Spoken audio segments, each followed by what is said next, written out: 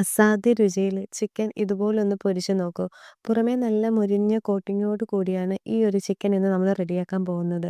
കാണുമ്പം തന്നെ എടുത്ത് കഴിക്കാൻ തോന്നും. കഴിച്ചു തുടങ്ങിയാലോ നിർത്താനേ തോന്നൂലാട്ടോ.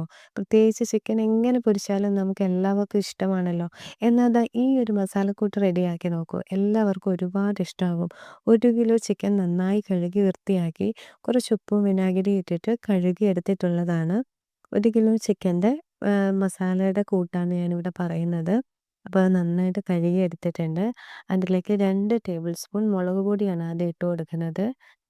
പിന്നെ 1 ടേബിൾ സ്പൂൺ മല്ലിപ്പൊടിയാണ് ഇട്ട് കൊടുക്കുന്നത്.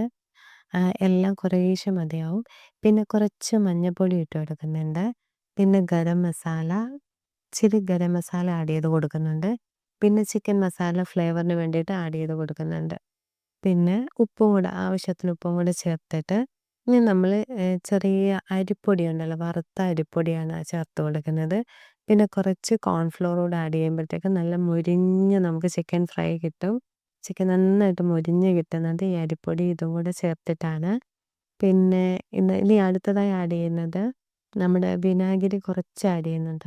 എല്ലാം ഒന്ന് ബാലൻസ് ചെയ്ത് കിട്ടാൻ വേണ്ടിയിട്ടാണ് ഈ വിനാഗിരി ആഡ് ചെയ്യുന്നത്.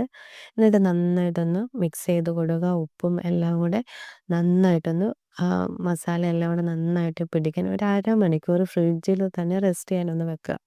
ഫ്രിഡ്ജിൽ റെസ്റ്റ് ചെയ്യാൻ അരമണിക്കൂർ തന്നെ മസ്റ്റായിട്ട് വെക്കണം.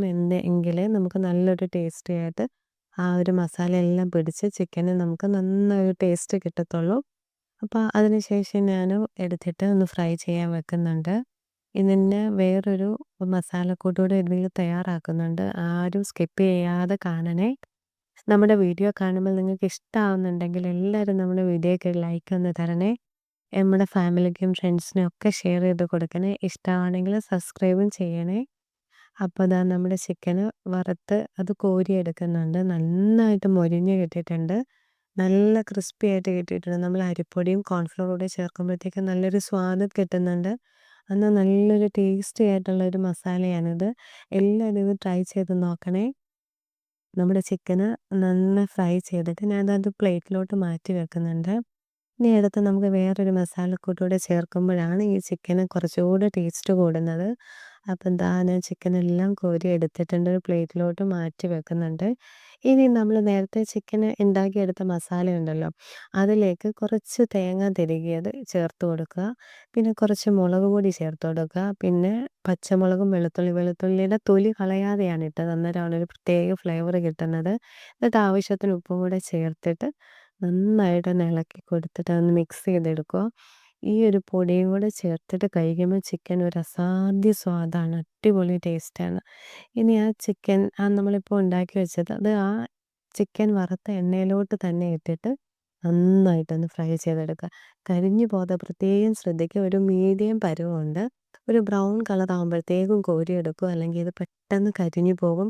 കാരണം ഇറച്ചി വറുത്ത എണ്ണ ആയതുകൊണ്ട് നല്ല ചൂടുണ്ടാവും. അതുകൊണ്ട് പെട്ടെന്ന് തന്നെ കോരിയെടുക്കുക. ഇല്ലെങ്കിൽ അതിൻ്റെ സ്വാദ് പോവും. ആ തേങ്ങാപ്പീരയൊക്കെ കരിഞ്ഞു പോയിട്ടുണ്ടെങ്കിൽ ഒട്ടും സ്വാദ് കിട്ടത്തില്ല.